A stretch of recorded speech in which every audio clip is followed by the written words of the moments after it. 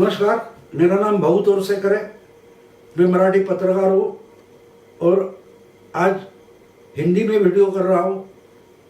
मेरी हिंदी साफ सुथरी नहीं है, फिर भी कोशिश कर रहा हूँ, आप समझने की कोशिश करेंगे ऐसा मानता हूँ। दोस्तों, आज का मेरा विषय है शरद पवार की दिल्ली में मोर्चेबंदी। आपको मालूम होगा कि एक हफ्ते से यूपीए का अध्यक्ष कौन बनेगा, इस पर महाराष्ट्र में चर्चा चालू है। वैसे देखिए तो यूपीए पूरे देश के जो बिगर भाजपा पार्टियां हैं उनकी एक अलायंस है, फ्रंट है। लेकिन महाराष्ट्र के बाहर इसकी चर्चा नहीं हो रही है। यूपीए के अध्यक्ष पद के लिए चर्चा महाराष्ट्र में हो रही है। आज महाराष्ट्र में जो महाविकास आघाड़ी है उसमें शिवसेना आ गई है और सरकार बनी है, तो ये सवाल शिवसेना ने उठाया। इसके पहले ऐसी एक अफवाह फैली थी और खुद पवार ने उसका इनकार किया था कि कुछ दिन में सोनिया जी यूपीए का अध्यक्ष पद छोड़ेगी और पवार यूपीए के अध्यक्ष बनेंगे। लेकिन फटाफट उसका इनकार हो गया और खुद पवार ने भी इसका इनकार किया कि मेरी पार्टी इतनी बड़ी नहीं है और लोकसभा में मैं इतने लोग चुनकर भी नहीं ला सकता कि मैं यूपीए का अध्यक्ष बनूं, और मेरी ऐसी सोच भी नहीं है। लेकिन शिवसेना बार बार ये सवाल उठा रही है। शिवसेना के प्रवक्ता और सामना के संपादक ये बात बार बार उठा रहे हैं। आखिर में एक बात हो गई कि पवार ने खुद उसका इनकार कर दिया, लेकिन इसमें बाधा आए इसलिए कांग्रेस ने भी एक कदम उठाया। जब ये बात शुरू हो गई उसी समय पवार साहब ने ममता से कांटेक्ट किया था और ममता के साथ बंगाल में बीजेपी छोड़कर सब पार्टियां इकट्ठी लड़े, ऐसी भूमिका पवार ने पेश की थी। लेकिन उसी वक्त, यानी उसकी तैयारी होने के पहले, कांग्रेस ने लेफ्ट फ्रंट से हाथ मिला लिया। अब इसके मतलब आपको समझ लेना चाहिए कि अगर लेफ्ट फ्रंट आ जाती है तो उसमें ममता तो आएगी नहीं, और जहां ममता है वहां तो लेफ्ट फ्रंट आएगी नहीं।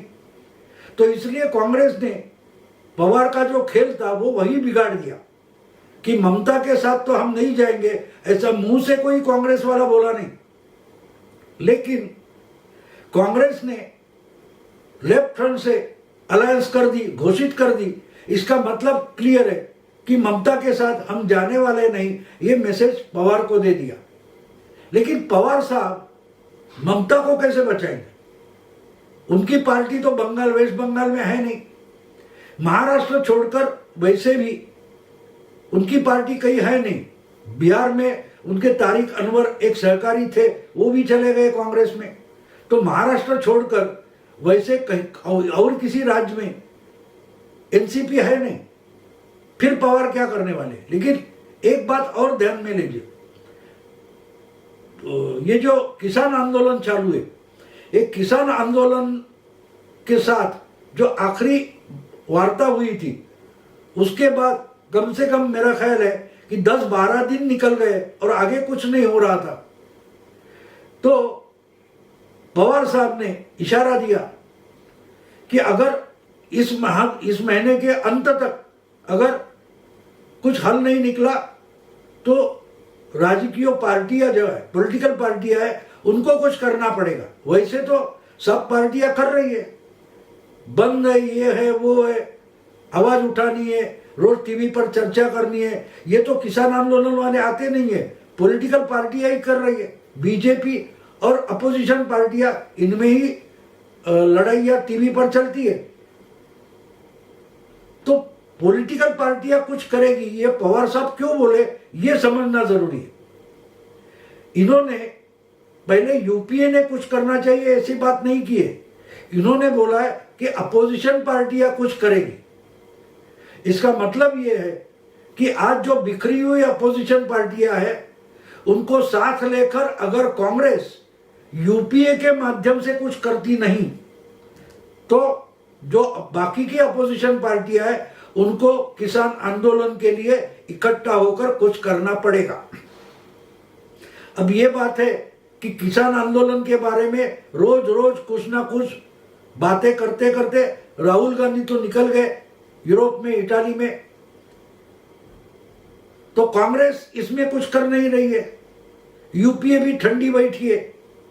तो यूपीए के माध्यम से कुछ करना चाहिए, ये अगर पवार नहीं बोलते और अपोजिशन पार्टियां कुछ करेगी बोलते हैं, इसका मतलब वो सिग्नल दे रहे हैं कि डीएमके है, टीएमसी है, आरजेडी है, ऐसी जो बड़ी पार्टियां हैं उनको इकट्ठा आकर किसान आंदोलन के लिए कुछ करना चाहिए।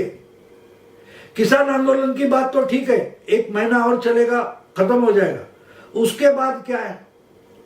तो अगर किसान आंदोलन के नाम से, उनको सपोर्ट करने के नाम से अगर बाकी की पार्टियां इकट्ठी हो जाए और उसमें कांग्रेस लीडरशिप नहीं लेती है तो वो लीडरशिप अपने आप पवार के पास आ जाती है। मतलब सीधा है कि अगर कांग्रेस यूपीए करके कुछ नहीं कर रही है तो हमको अल्टरनेटिव यूपीए,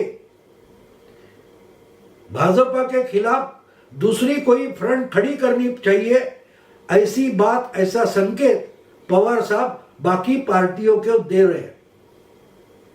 हाँ ठीक है, वो मानते हैं कि कांग्रेस बड़ी पार्टी है, कांग्रेस को इसमें इनिशिएटिव लेना चाहिए, आगे आना चाहिए, लेकिन अगर कांग्रेस नहीं आती है तो बाकी की पार्टियां हाथ पर हाथ रख कर बैठ गई तो लोग मानेंगे कि इस देश में अपोजिशन है ही नहीं। तो कांग्रेस नहीं करती तो कांग्रेस को छोड़कर बाकी की पार्टियां इकट्ठी आ जाए, और बाकी की पार्टियां इकट्ठी आती है तो उनकी ताकत भी कम नहीं है। टीएमसी, आरजेडी या आप जगन रेड्डी, शरद पवार की पार्टी है, डीएमके, ये भी इकट्ठा हो जाए तो कांग्रेस से इनकी ताकत बढ़ी है, पार्लियामेंट में भी बढ़ी है, या सब लोग इकट्ठे आ जाते हैं, जितने की लेफ्ट फ्रंट है, छोटे छोटे पक्ष हो गए, लेकिन वो इकट्ठा आते, उनकी भी ताकत 70-80 तक जा सकती है। तो ये तो फॉर्मिडेबल अपोजिशन हो सकता है। अगर कांग्रेस चमक नहीं दिखा रही है तो ये नई जो बिगर कांग्रेस बिगर भाजपा अलायंस बनेगी वो तो अपनी ताकत दिखा सकती है। तो इसकी शुरुआत कहां से करें? तो वो किसान आंदोलन से हो सकती है। इसलिए मुझे ऐसा लगता है कि पवार साहब ने बोला जो है कि अगर इस महीने के अंत तक किसान आंदोलन में बातचीत से कोई हल नहीं निकलता है तो पॉलिटिकल पार्टियों को कुछ करना पड़ेगा, अपोजिशन पार्टियों को कुछ करना पड़ेगा। इसका मतलब कांग्रेस को छोड़कर बाकी सब पार्टियों को कुछ करना पड़ेगा, और अगर सब पार्टियां करने को तैयार है तो उसमें मैं इनिशिएटिव लूंगा, मैं आगे आऊंगा, ऐसी ऑफर पवार साहब ने दी है।